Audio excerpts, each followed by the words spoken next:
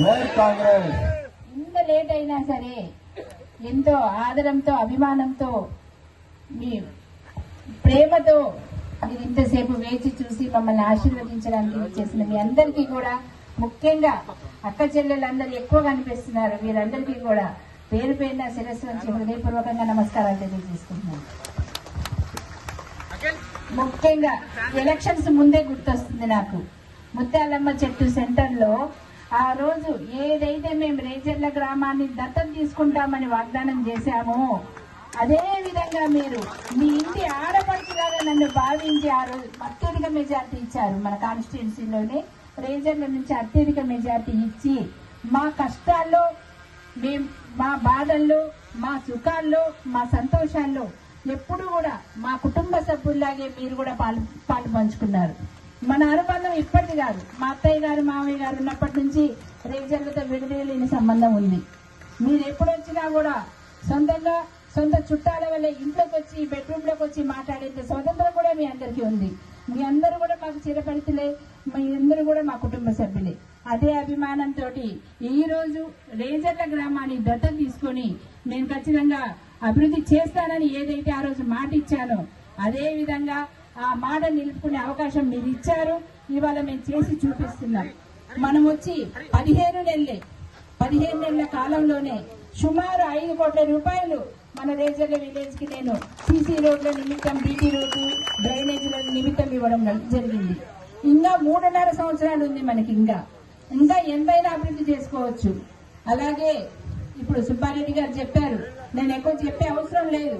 మన విలేజ్ లో జరిగిన అభివృద్ధి పనులు కానీ, వచ్చిన ఉద్యోగాలు కానీ ఇవన్నీ కూడా ఏవీలో మీరే నాకు చూపించారు.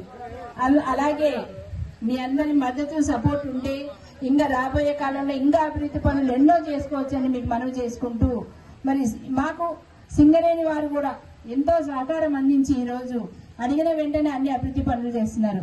ఏ విలేజ్ కూడా 136 సోలార్ లైట్లు ఇవ్వాల, రేజర్లో ఒక్కదానికే ఇచ్చాం 136 సోలార్ లైట్లు. అలాగే 35 సోలార్ పంపులు ఇచ్చాం, బోర్లు ఇచ్చాము. అంటే సింగరేణి వాళ్ళు స్పందించి ఇవ్వడం వల్లనే, కనుక వారికి కూడా కృతజ్ఞతలండి. 2 కిలోమీటర్ల మేర మట్టి పోసి కాలువ పూడ్చడం అంటే మాటలు కాదు. అయినా సరే మనం అడిగిన వెంటనే ఆయన పేద ప్రజలకు మేలు చేయాలని పిఓ గారు కూడా సహకరించి ఇవాళ చేశారు. అంతేకాకుండా సెక్యూరిటీ ఉద్యోగాలు రావడం కానీ, సెక్యూరిటీయే కాకుండా మన లోకల్ యువతకి చాలా ఉద్యోగాలు, సూపర్వైజర్స్ కానీ అక్కడ ఉండే ఇంకా ఉద్యోగాలు, వోల్వో డ్రైవర్స్, ఇట్లాంటి ఎన్నో ఉద్యోగాలు మనం వచ్చిన ఈ కొద్ది కాలంలోనే 400 నుంచి 500 మందికి మనం సింగరేణిలో ఉద్యోగాలు ఇప్పించడం జరిగింది. ఇవన్నీ సాధిస్తున్నామంటే సింగరేణి వారి సహకారం కూడా ఎంతో ఉంది. ఇవే కాకుండా మన కాంగ్రెస్ ప్రభుత్వం ఏమి ఇవ్వలేదు చెప్పండి, అన్ని ఇస్తున్నారు.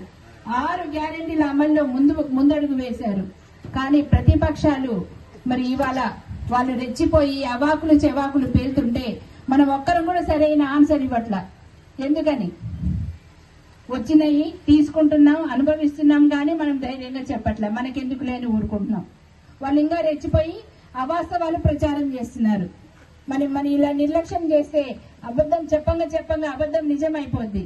కనుక మీరు దయచేసి, మనం 200 యూనిట్ల కరెంట్ రావట్లేదా? వస్తుందిగా అందరికి. మరి అలాగే మహిళలందరికీ ఉచిత బస్సు ప్రయాణం ఉందిగా. ఆరోగ్యశ్రీ 10 లక్షలకు పెంచారుగా.